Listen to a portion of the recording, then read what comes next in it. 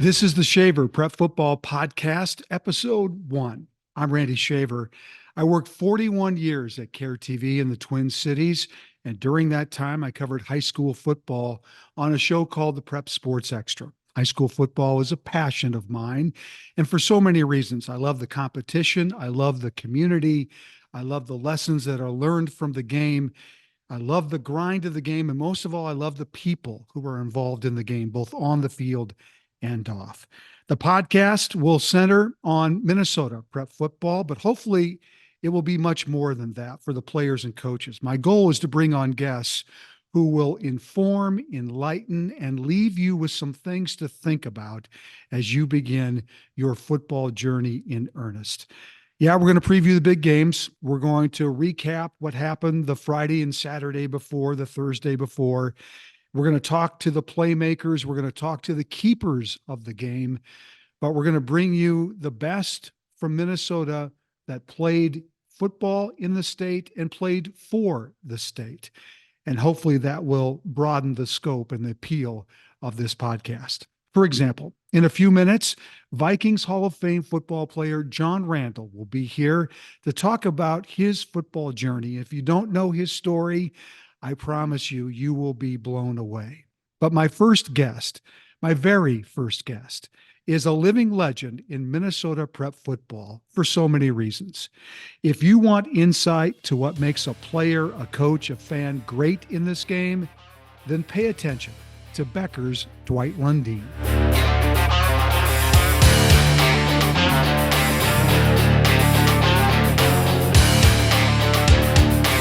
Well, Dwight Lundeen is one of the living legends of Minnesota high school football in Minnesota. We've known each other a long, long time. He is starting year number 55 as the head coach at Becker High School this fall. Here we are, late July, Coach. You're a few weeks away from practice opening up. What does this feel like for you? When you sit here in late July, you've had many late Julys as you anticipate two-a-day practices and the start of another season. What goes through your head this time of year? Well, I think when I don't feel the way I feel now, I know it'll be time to get out, but I'm wired. This is something I'm very passionate about. We put a lot of time and effort into it, and I really enjoy that part. The 7-on-7 stuff was just wrapping up. Working on a quarterback is always my main job as the head coach. I am the quarterback coach. I think that's a good combination when the head coach is kind of understanding the whole thing. So I've been doing that, and no, I'm anxious. We have a week of family vacation coming up, and I know that the last Thursday, Friday of that week, I'm antsy. So I got to get back to Becker, and we're kicking off on Monday. So yeah, I really enjoy this part. It's not a burden to me. I'm not dreading anything. I have a lot of energy to put into that. Year 55, and that's what he sounds like because he's excited to coach again. When you get into two-a-days, which start on August 12th, when you get into practice, what are the things that you look for from your team when practice begins? You've seen them probably off and on all summer. You've had a few practices in the summer, but what are you looking for specifically from your team? I think my goal every year is to develop team. I mean, we have to come together. It's not individuals that win football games, it's team. And I know that's maybe an overstated by coaches, but I honestly work on that a lot. Everything we do is about team. How do you do that? Well, it's never about you and it's never about me. It's about us. And that is emphasized continuously in every drill, in everything that we do. It's always about team. And the sooner I can get them on that same page, the better we're going to be, the quicker we're going to be the team that we need to be. So Dwight has 399 wins, 167 losses, 3 ties in his career. You're a win away from the milestone of 400. I asked Mike Malin, who is the winningest coach currently in Minnesota at Verndale. He has 432 wins. When you finally got to 400, what did that feel like? And he said that was a milestone. I felt like that was a milestone. You open up against Hill Murray on Thursday night, the 29th. If you get that 400th win that night, what will that feel like for you? I think each one of those big numbers has been pretty significant. 100 to me was really a major accomplishment. We Do you were, remember that? yes, absolutely. We were, I still wasn't 500 when I was 100. I had more losses than wins. We started out, we were really small. I was the head coach, the offensive coordinator, defensive coordinator, line coach. I was it. And it was some tough times there, but I really learned the game and I learned to deal with kids, I think, better. It was a great experience for me. And I also learned it's okay to lose. I mean, you got to be, that's part of life. I mean, I want to teach my kids that we can't win every game. Failure is okay. It's a game, it's a game, it's a game. 100 was something, 200 got to be a little special, 300 was fun. We had a big celebration. We had a celebration even before the game because we were so sure we were going to win. So that was really not good. We had speakers and we had Oh T-shirts. my gosh. We had T-shirts. That does not sound like you. It was one of those deals where our opponent, everybody wanted, it was the first game again, 300, and that was kind of a milestone. They had a banner made up, and we did it, and of course everything worked out. 400. So do you have plans for 400? Well, yes, we do. We're going to invite every kid that's ever played at Becker High School back as an alumni. Wow. Come back to the game, and we're going to introduce you at halftime. So All of them. everyone, It'll take the entire halftime. well, I hope so. So all the ones that played in the 70s are going to be on the 10-yard line. The 80s, the 85s, the 90s, the 2000s, That is all the way down. spectacular. Okay? So now, if we play the game and it doesn't go really well, we're just going to say thank you for being a part of this. But then if we win that, we can have a little celebration afterwards and say, thank you, each one of you. Randy, you had a part of this 400. Yeah. This isn't a Dwight Lundeen thing. Yeah. This was everybody that's played here has been a part of 400. So that's what we're working on, and we think it can be a very special night. And in front of the kids, as much as I try not to emphasize it or talk about it, it's there. I mean, it's the elephant in the room all the time. It's always there. So just to put all of this in perspective, Dwight was 22 years old in 1970 when he started the football program at Becker. He's the only head coach they've ever had over that course of time. How many players do you think, do you even have an idea of the total number of players that you've coached over the years? Yeah, you could probably figure out fairly close. I have a chart of every year that we've ever had it, but it is pretty unique. That doesn't happen very often. 3 generations? Have you coached 3 generations? Oh, yeah. I have kids now that I had your grandpa, I had your dad, and I've got you. You're not getting away with anything. I know the gene pool really well. Yeah. Oh, that's great. But you could kind of count it out, but I hope we have a great turnout and people that had a part of that start. And even though there wasn't a lot of wins, there was a part of the tradition that we built, and hope they can all feel a good part of that. I want to talk about your philosophy of separating goals from purpose in a second. But I asked Mike Malin this question, and I'm going to ask you, because you both are similar. 55 plus years coaching at one school, started the program, all of that. And I know how much you care about kids and helping them be better people. That's a big part of your philosophy. But early on, did that philosophy automatically was there when you started? Or did you kind of, as a young guy, say, I need to find a way to win a little bit here to get this program established? Did you maybe, I guess my question is, did you maybe care a little bit more about wins early, 1970s on, just to establish things? And then your philosophy of, purpose kind of established itself after that?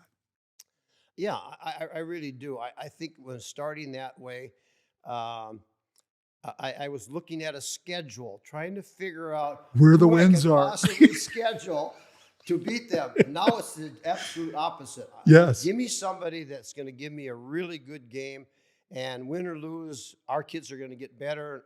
The crowds are going to love it. Yeah. And that's changed a lot. But yes, I remember trying to find someone, a weaker schedule, a weaker opponent, to try to get that W so that you can build off of that. And that was some of the most coaching minutes that I spent trying to get a kid at that level to play well enough to win a game, where now I've got so many good assistants and Right. all of this that they can help me get to that point, where back then it was pretty much a one-man show.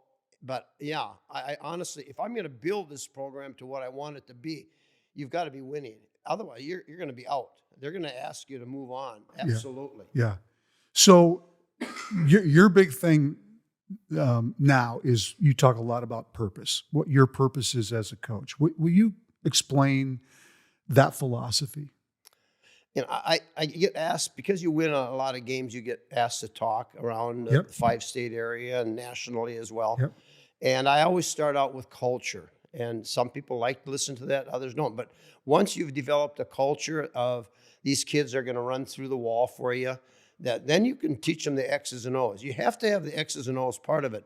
But to me, if you're going to stay in it, you have to really totally commit to what your goal is and what your purpose.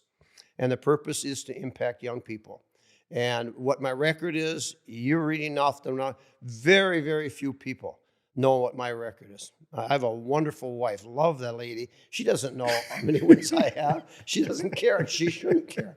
That isn't important. But and if you're going to have that scoreboard define your happiness after a game, it'll kill you. I mean, you have some of the toughest losses ever.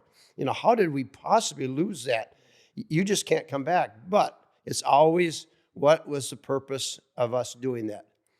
And maybe a word that kind of comes back more now as I get older is compassion. I mean, I talk to my coaches about that a lot. If you're a compassionate person, you can love people and you can care for people in a way that can cause people to really, really enjoy and be safe in your environment if you're compassionate.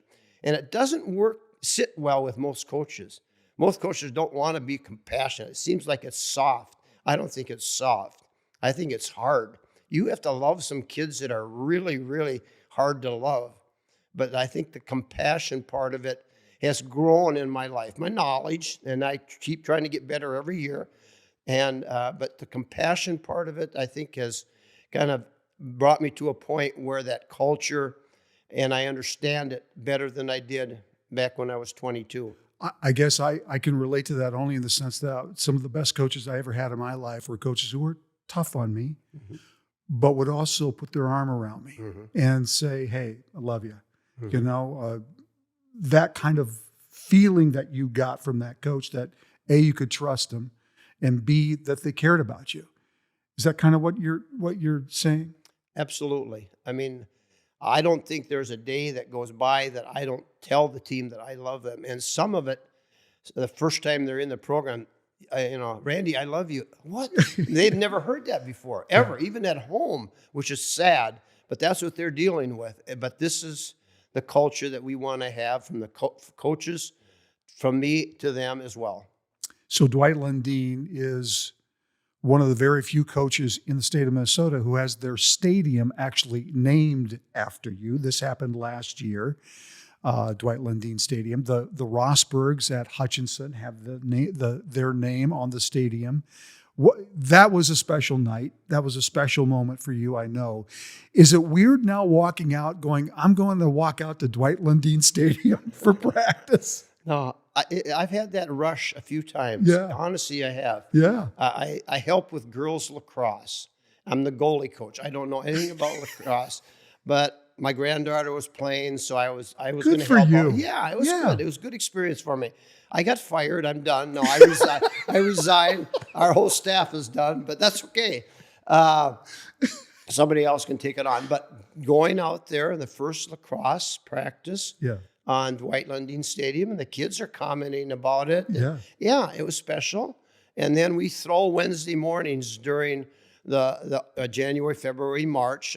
We just have it usually in the field house. Yeah. Well, there was a March morning that was about 50 degrees outside on the 50-yard line on Dwight Lundeen Stadium doing passing again.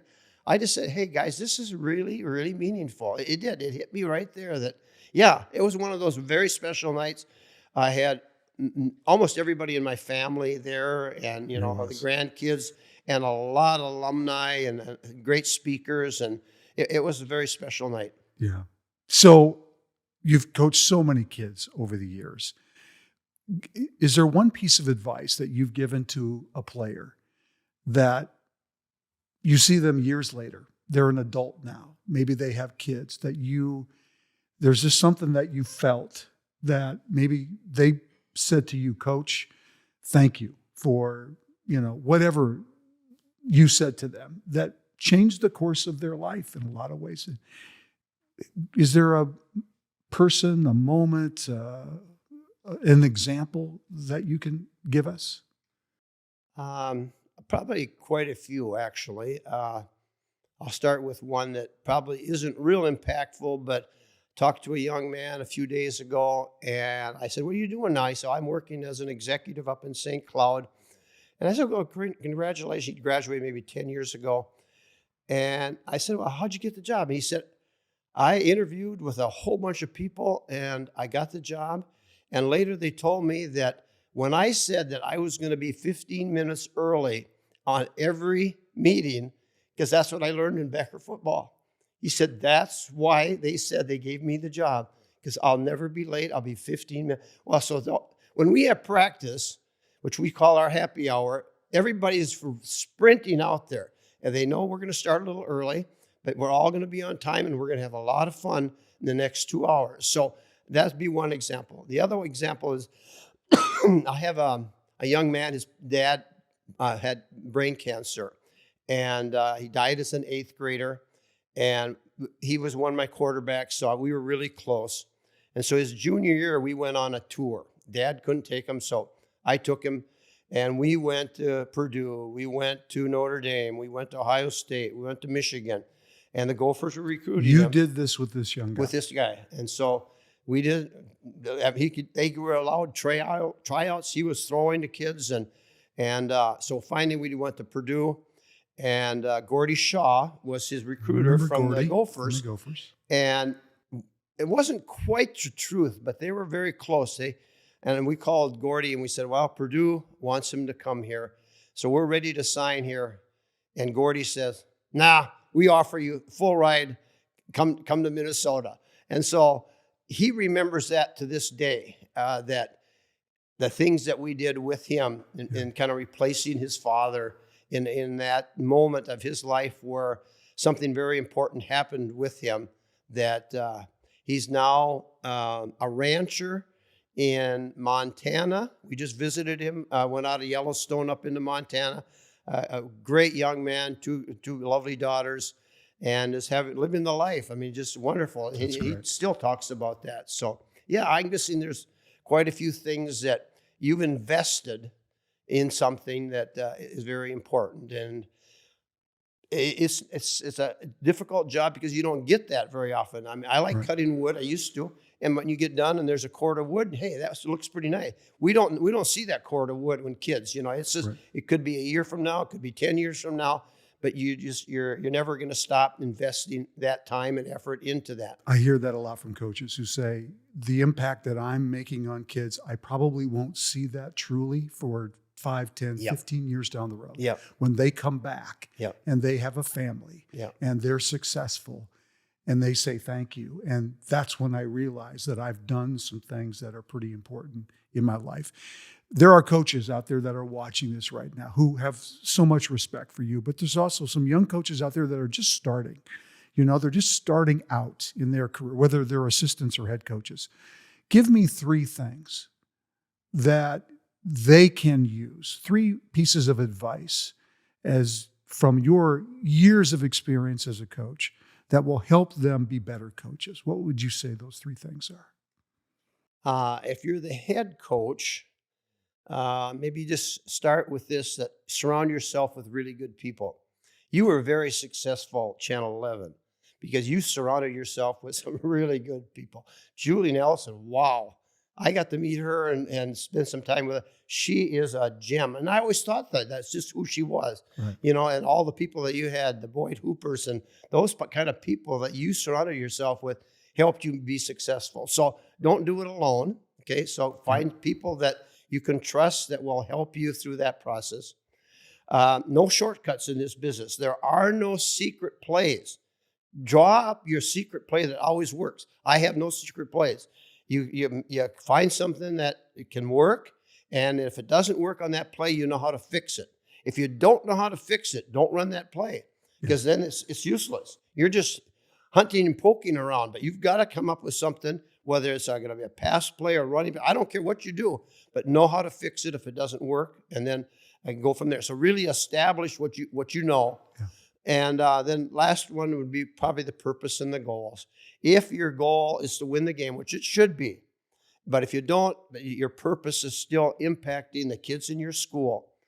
Right or wrong, head football coach has a position in Becker, in most communities, that is maybe put on a pedestal more than it should be.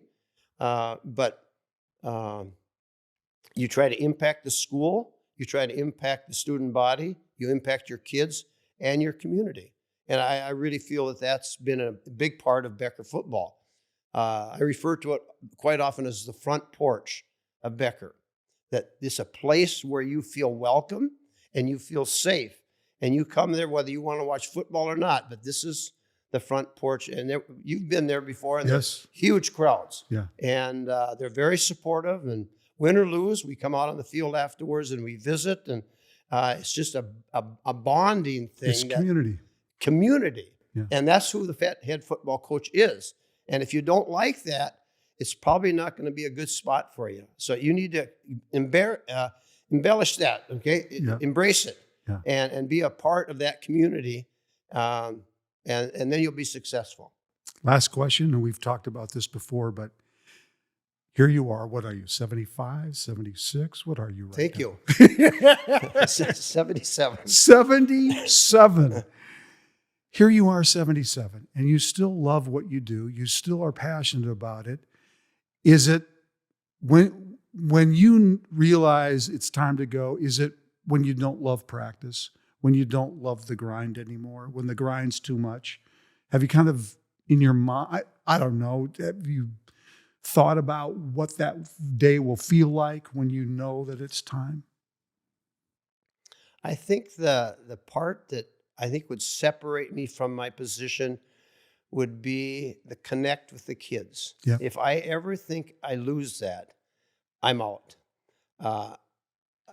Like you were talked about when we started July, I'm excited about it. Yeah. We have X amount of days to get ready and hit the road running, and I've got a few things to do, but it's not a chore. All the filming and getting all that stuff done every year is a big chore. But if I don't feel the connect with the kids, I would get out. If I can't look at every one of the kids right in the eye, and they're trusting me and I'm trusting them, and there's a connect there. And Pam and I are very conscious of going to basketball games and volleyball games and track meets and baseball, and that staying the connect with the student body. And It's to not me, just football. It's not everything. just football, the whole community that's important. And then that student body, that whatever their theme is that night, they're crazy over there and they're doing their thing, and I enjoy it. Yeah. Well, I wish you nothing but good luck. Again, he's going for win number 400 Thursday night, August 29th against Hill Murray at Becker. If you get to Becker for the game, get there early because the pork chops are amazing. Coach Lundeen, it's Thank always you. a pleasure. Yeah. Thanks, Dwight. Best of luck. Thank you. We'll be right back. John Randle's football journey could be easily a movie, and it would have many parts to it that you would find extremely interesting. Thank you, John, for being here. I've known you for a long time. Yeah. And your football journey is so interesting, but your life journey is even more incredible. For people who don't know, you grew up in Mumford, Texas. Mhm. Describe the house that you grew up in. Uh, it was a very unusual house. I actually grew up on an old plantation. So all the houses were all white. We had tin roofs, and ours was like a 3-room.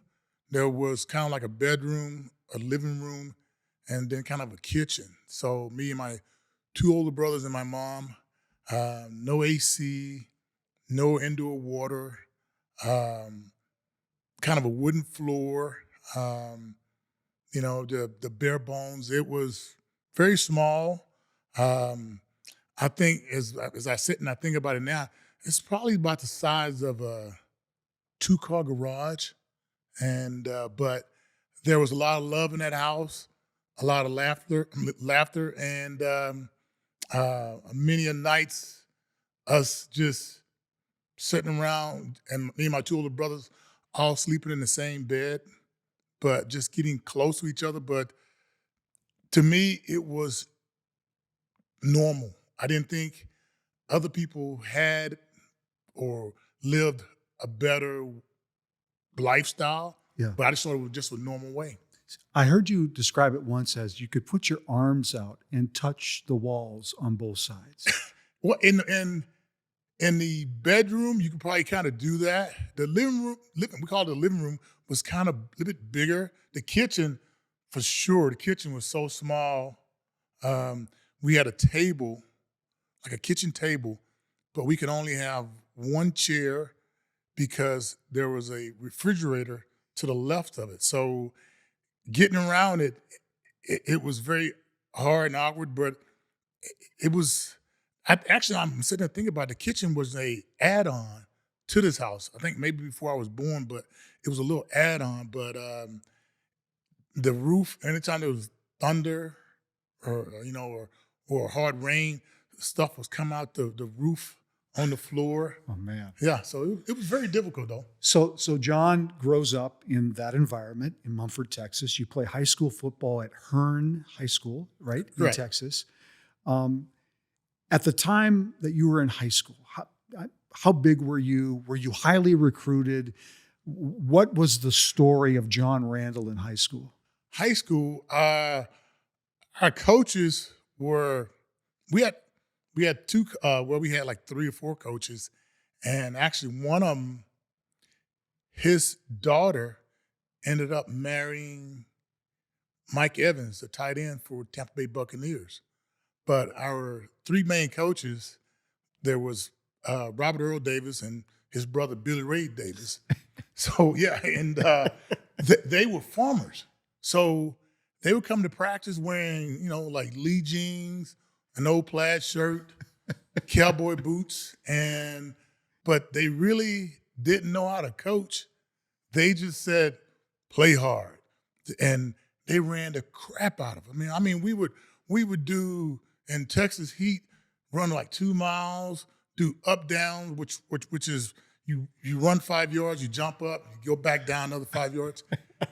And we didn't have technique. And I remember going into some games in high school, and they were like, just take your forearm and just hit him in the mouth. Like some old country boy. You just hit him in the mouth. That's gonna lay a lick on him. And I knew by some of the guys I played against that I'm like, we could have been better, but we just didn't have, like I said, the technique. So we would win our high school against our rivals and all that, but when we got in the playoffs, we just went this was just horrible. But the coaching, I don't want to say anything negative about them because they were just like the Billy Ray Davis. He taught driver's ed.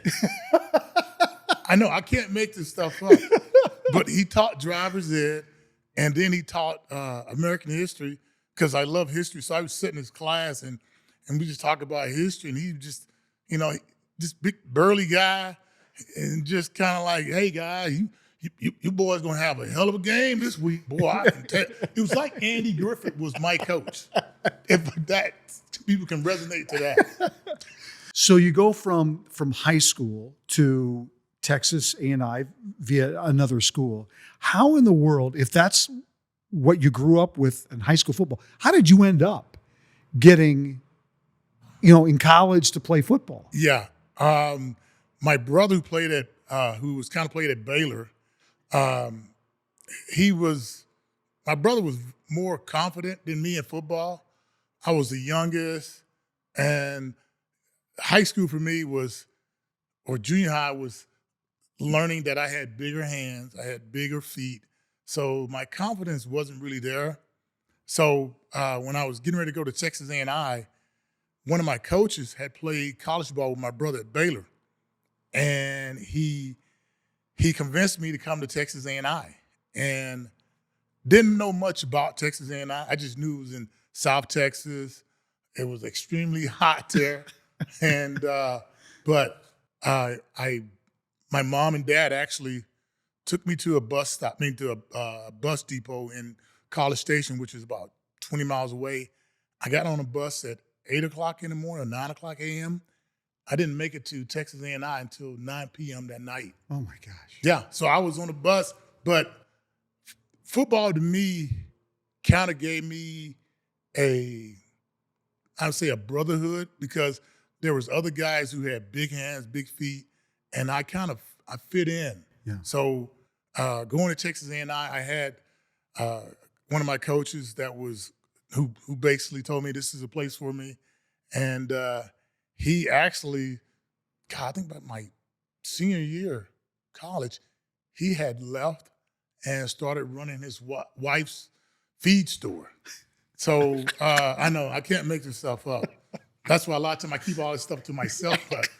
But yeah, he was one of the first coaches though that I told him that I wouldn't be where I was at without him. And he was one of the first coaches that told me, he always had these little cliches, which is, why walk when you can run? And something like, if you think about it, you won't. If you don't think about it, it never will happen. So he kind of instilled that in my head, and I appreciate it. And I actually talked to him. His name is Keith Waters. I talk to him probably at least once a month on social media. Yeah. Or we texting, or he's a cigar guy, so I send him cigars.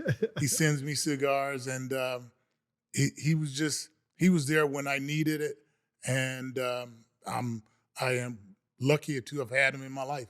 So I give you all of this background because this man ends up in the NFL Hall of Fame. And now you know where he started. Now you know how it all began. Undersized, not drafted in the NFL out of college, Right. Not drafted.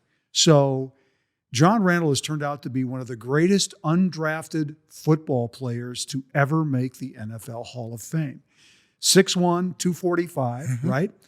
There's a story that I read where the Vikings told you, we will draft you, but you have to weigh 250 pounds. No, Something like that. yeah. What they told me was they had the defense coordinator Floyd Peters said, "You remember Floyd? I do. That old Absolutely. raspy voice? Yes. He reminded me of somebody like Patton. He told me, he goes, he only 242 or something like that, and he was." You're only 242, chop, chop. You need to be bigger, chop, chop. And I'm like, what is chop, chop? And which I guess he found that insulting to me. So he said, I don't like rookies. Yep. I don't like these rookies. But he told me, if you can come back and you're around 250, I may allow you to go to training camp. And so that was in my head. I got to get to 250. Going back to Texas, it's hot. I'm trying to, work out and stuff, and I'm starting to lose more weight. And I'm like, I'm trying to just wrap my mind around, like, I can't figure this out. But we came back up for mini camp, and my roommate name is William Kursky, who he was a linebacker. And so he and I went over to Southtown Mall Remember those South Oh, Town? yeah, yeah. We went over there. We were walking around and happened to go in the Ace Hardware store. Just walking around, and this guy was working in there, was telling us about the chains, and he goes, "Yeah, that's 20 pounds, that's 30. That there's about 10 pounds." And I'm like, 10 pounds? He goes, "Yeah, you throw it over your shoulder, 10 pounds." And so William and I looked at each other. I'm like, "Hey, we could get a padlock." So we're two back there just messing around and put it together. And the guy went up front, cut it, and I took it to the Vikings practice facility. And you wore it Yeah. when you got weighed Yeah. So what I did was to make 250. to make 250. And I had my sweatpants over it. And the weight coach at the time was like, "Keep it on, maybe to add a pound or two to your weight." And I get up there and he went, 251. I'm like, yeah. I'm trying to look confident, like, yeah, what you think, man? And then he get your ass off the damn scale. And I got off, and I just was like, went over to William. William heard it, and William and I was just like, "Man, you got it. And next thing you know, Floyd Peters comes down there smoking his cigarette, looking at me. I don't effing believe that you're 250, but he says 250. And just shook his head, and man. And the rest is history. Yeah, the rest is history. So you get out there, you start playing, and John Randle has an amazing career. 14 years in the NFL. Yeah, but here's a funny story for you, though. Not many people know this, but Paul Wiggins was my defensive line coach, and Paul, man, he's the one who kept me around. And first game, he goes, "Hate to tell you, but you're not going to play. You're just going to sit on the bench. You're going to play special teams." "Okay." I'm like, "Yes, sir." I'm like, little kid, I got my mouthpiece there, like, "Yes, sir, yes, sir." And he goes, "I'll never call you to go in the game. So don't ever look at me and see me say to you go in the game." So we go to Philadelphia, Monday Night Football, and William Kursky, my roommate, is telling me he's got a friend in Philadelphia. I'm like, "Okay, great." He goes, "He's going to call the room looking for me." I'm like, "All right." So all of a sudden the phone rings. I pick it up, and the guy goes, "Hey, is Bug there?" I go, "Who? Bug?" Because they always said you get prank phone calls. I'm like, I put it down. William goes, "Who was calling?" I said, "Man, somebody talking about some bug." He goes, "Man, that's my cousin." And lo and behold, we go downstairs, and the only person I see in the lobby is Charles Barkley. And William goes, "Pig," and he goes, "Bug." And I'm like, what? But that was the first encounter with Charles Barkley, with William Kursky. But we get in Philadelphia, it's a Monday night game, and I'm just, it's Monday night. I'm like, maybe somebody will see me sitting on the sideline. Yeah, sideline, just hanging out. And all of a sudden, Chris Dolman, he like breaks the shoelace. And Paul Wiggins turns back and looks at me and goes, it was like in slow motion, "I need a defensive lineman." And I'm like, swallow my throat. I walk up, and he grabs me, and he tilts me to one side, tilts me to the other side, because he was looking for somebody else. And he goes, "There's nobody else." And he looks at me, and he goes, drops his head and goes, "Go in the game." So I'm going in the game, looking back like, he's going to call me back. He's going to call me back. I know he is. He's got to. So I go in the huddle, and Carl Lee, Henry Thomas, they all take out their mouthpiece and go, "What in the F are you doing here?" I don't know. Man, you talking about an awkward moment. Oh my God. But this is God honest truth. I'm in there, and all of a sudden he says, it's third down. He goes, "Hey, it's going to be passed." I'm all right. So I got my mouthpiece, and I'm not saying a word. I'm just, and I line up over this guy named Ron Heller, who was left tackle. Oh, yeah. And man, all of a sudden that ball hiked, and it was like, and even in my mind today, it was like slow motion.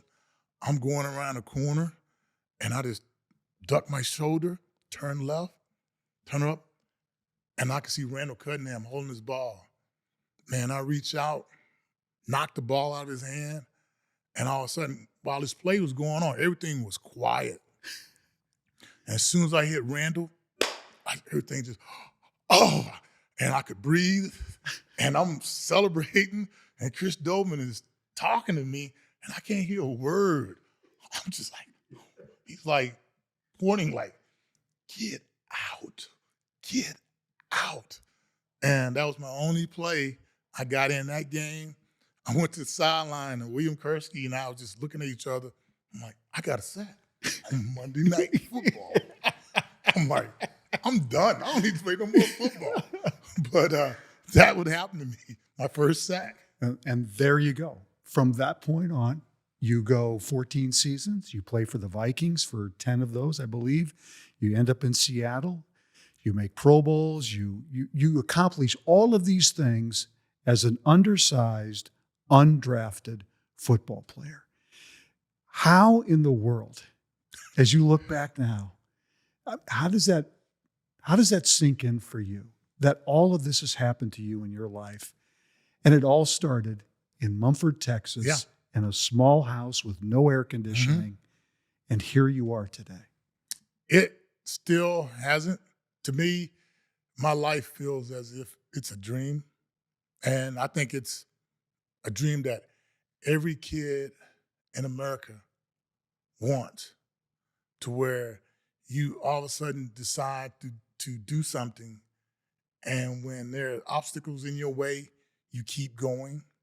And I'm a spiritual guy, so I grew up going to church and stuff, and so I think in a lot of ways, my guardian angel, I don't know if it's my uncle or my mom, have always been there, and it has pushed me to always say work hard, and whatever happens, happens. And I'm still that way. Now I'm retired from the NFL, but now I work for the NFL, and I've been working for the NFL for 12 years, and they give me awards called the Most Award because I just don't do just the average. I find ways to do more and more. And because I believe your legacy is playing football, then there's another legacy off the field. But I just think it's a dream. And that like there's an alarm clock that's gonna go off. And you're gonna wake up. I'm gonna wake up and I'm back in Mumford, Texas, still like 12 years old or 14 years old, going, man, what if I could have had that? Because it's been an amazing ride. And my wife, she's from Minnesota, so we talk about all the time about the difference between Minnesota and Texas, and we'll be talking about something, and it'll just remind me of where I grew up, where in our refrigerator we had these gallon jugs, empty milk containers, where we put water in, and we had one sleeve of ice cubes was a metal tray. And I used to sit at the house, and I'm like, man, we used to have ice cubes in there. Now we got automatic ones, and I'm like, man, people would have paid money to have this. And, we're sitting by the pool in the backyard, and I'm like, I'm joking with them, but I'm talking about like the Beverly Hillbillies. I'm like, we got a cement pond. This is a cement pond, man. And a lot of ways, I think I'll become like Jed Clampett in a way, where I just sit on my front porch and just go, man, how did I get here? Yeah, how did I get here? Yeah. And from Texas to Minnesota, and I've had this question asked by Bruce Smith, Thurman Thomas, Barry Sanders, Troy Aikman, Trent Dilfer. Go, why do you live in Minnesota? I said, because all my dreams have come true in Minnesota. Why would I want to leave? Yeah. I said, I've got my family, I've got my friends, and the friends I have were people, all walks of life in this great state. And man, it's given me so much, but I'm just amazed what you can accomplish by putting in hard work and making a few sacrifices and just putting yourself in, saying, hey, you know what? I don't care what anybody says. There's going to be people who are going to say negative things to you and whatever. Man, I just smile because you can't make me feel down because I've got so much. So let's play on that theme just quickly. Minnesota high school football players and coaches are watching this. There are undersized football players in every school hoping to someday play even just college football at Division III. Being someone who has been undersized and make it to the highest peak of your NFL journey, your football journey, what advice, what would you tell players who aren't quite 6'5"? You know, they're not that prototypical lineman, whatever it might be. What's your best advice? What should they focus on? First thing, what made a difference for me was learning a technique. As for a defensive lineman, an offensive lineman, first thing, learn a technique, because technique it's what's going to be. It's almost, for a football player, technique is like college. Like, you get your degree, it's always going to be with you. And technique is when you're tired, you still rely on your technique. And for me, being undersized, I don't. That word doesn't even. I think it doesn't. Shouldn't use it, because you got guys like Aaron Donald, same size as me. Yeah. And all these guys now, they come up to me and thanking me for believing in myself to play the game at my size. Right. And so your technique is the first thing to have. Second is to say to yourself, when you choose this, believe in it. Don't let anybody tell you you can't succeed. It's all about hard work and sacrifices. And the sacrifices, I mean, when your friends want to go out and party or go and drink, you got to say to yourself, you're going to put all your effort into this. Yeah. And to me, it's part of your journey in life. You don't know where that journey is going to take you, because I didn't know I was going to come to Minnesota, but that's about believing in your journey and focusing and putting everything into it and just enjoying the ride, because you never know where it's going to take you, but it's going to take you someplace. And I find myself now, man, 56 years old, talking about this with guys who are coming into the league, because I'm the mentor for the NFL Combine. And I go there every year, and I'm talking with these college guys from all over the country, and they're saying the same thing, like, what should I focus on? I'm like, focus on your technique and push yourself. You don't know where it's going to take you. It may take you to being the next Hall of Famer. It may take you to being the next NFL coach. But you got to believe in yourself and follow your dream. And don't let nobody tell you you're not from the right town, you're not the right height, you're not the right size, you don't have two parents, or you have two moms for parents, or you have one dad or whatever. You can accomplish anything by starting with hard work and believing in yourself and doing it every day. You just don't know where it's going to take you, but it's going to take you some places that you're going to be amazed by. I mean, I can personally say I'm just amazed by all the different places, countries I've been, by all of a sudden coming out of high school when everybody was telling me, you shouldn't try this college thing.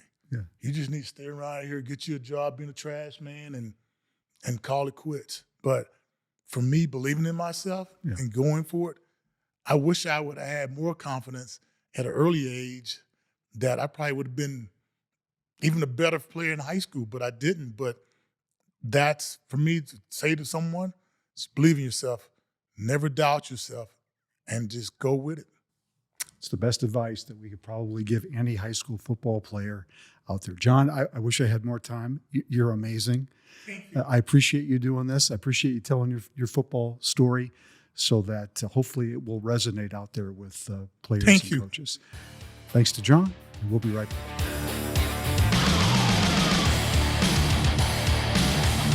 My thanks to John Randle. We could have kept talking forever because he's got so many great stories, and hopefully we'll get John back at some point. High school football practice begins on August 12th, so we're still a ways away, 2 to 3 weeks away from players taking the field. So this is a time where players have kind of a gut check. What did I do in the off season? Did I do enough to get myself ready? And if I did do enough, then obviously they're excited to get on the football field come August 12th. When I played back in 1974, 75, 76, we had 3-a-day practices. Now in Minnesota, they have 2-a-days, but still, that's a lot of football, and it's a lot of excitement for both the players and the coaches as the coaches now try to figure out what kind of team do they have coming back for this year. Next week, as we begin the month of August, my guest will be Vikings linebacker Blake Cashman, who was a multi-state football champion at Eden Prairie High School. And we're going to talk quarterbacks next week with Nick Kinsey of Stillwater and Mason West of Edina, two junior sensations who are being recruited hard in the state of Minnesota, being recruited Division I to play college football. That's next week on the Shaver Prep Football Podcast. For producer Alex Haugen and the great folks here at Talk North. Thanks for watching. We'll see you next week.